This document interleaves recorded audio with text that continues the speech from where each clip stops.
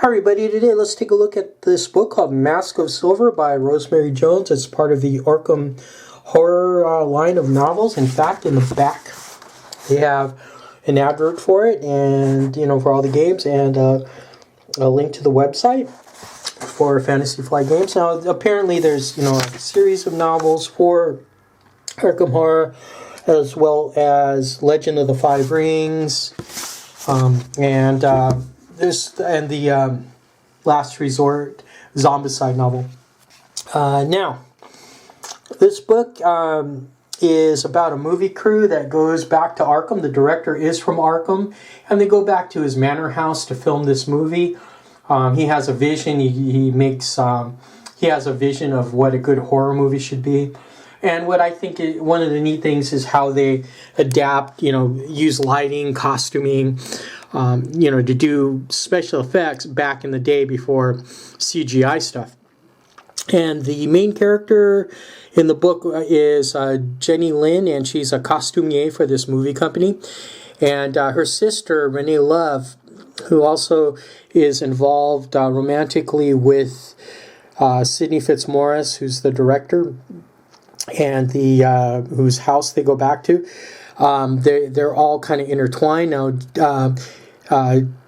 Jenny and Renee are both Chinese Americans from Oakland, California, and Jenny looks Asian, but Renee does not, and she tries to keep that fact hidden from people, including the director. And she and Jenny, just they work at not spending too much time together, or using each other's expressions, just so that they're different enough so that it's not noticed. In fact, there's kind of a underlying theme of anti-Asian discrimination in the movies and in the era. And in fact, in the back, they acknowledge some of the famous Asian American actresses, directors, and the cinematographer. In fact, they mention the cinematographer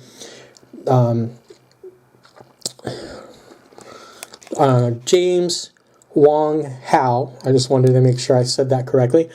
He started out, he's a real-life cinematographer. He started out in the hand-crank camera era of, the 20s and 30s, and eventually he was a cinematographer for, very famous movies. He won 2 Academy Awards, one for the movie HUD, and one for the movie The Rose Tattoo. So, those are 2 famous movies. Now, other famous people, and actually in the world of the Arkham horror games, actually make an appearance. We have Daryl Jenkins, the newspaper photographer, as well as Ashcan Pete and his dog Duke. They're involved in the story. And here's the back. They, when they go back to Arkham, things kind of start. It's a slow burn. There's nightmares, accidents, different types of things that you would expect from a horror movie, and you would expect from doing anything in Arkham. And there is a scene with birds that was pretty neat.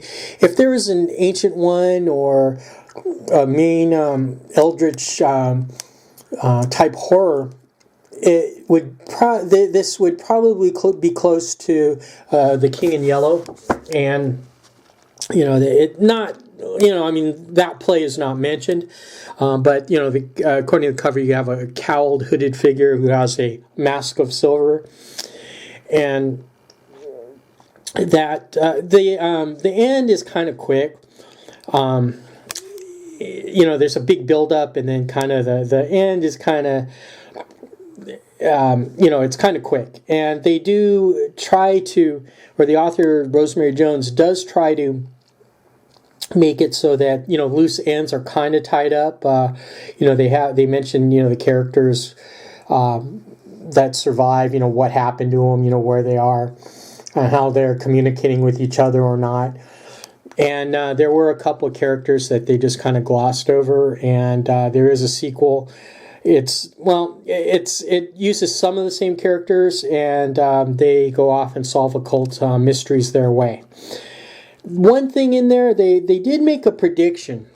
Now, I'm not sure if it's going to come true or not, but they did make a prediction that people could watch any movie they want just by pressing a couple of buttons and watching it on a box.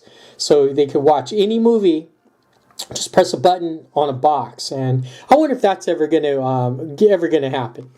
All right, so I hope I didn't give away too much. I recommend this Mask of Silver. I'll give it an A, and I'll let people know what I think about the next book in this series. So if you're into Arkham horror, and Cthulhu stuff, I would recommend this book. You'll probably get into it anyway, as well as the silent movie that the Howard Philip Lovecraft Historical Society did. They did a silent movie on the story of the Call of Cthulhu, and that Cthulhu monster.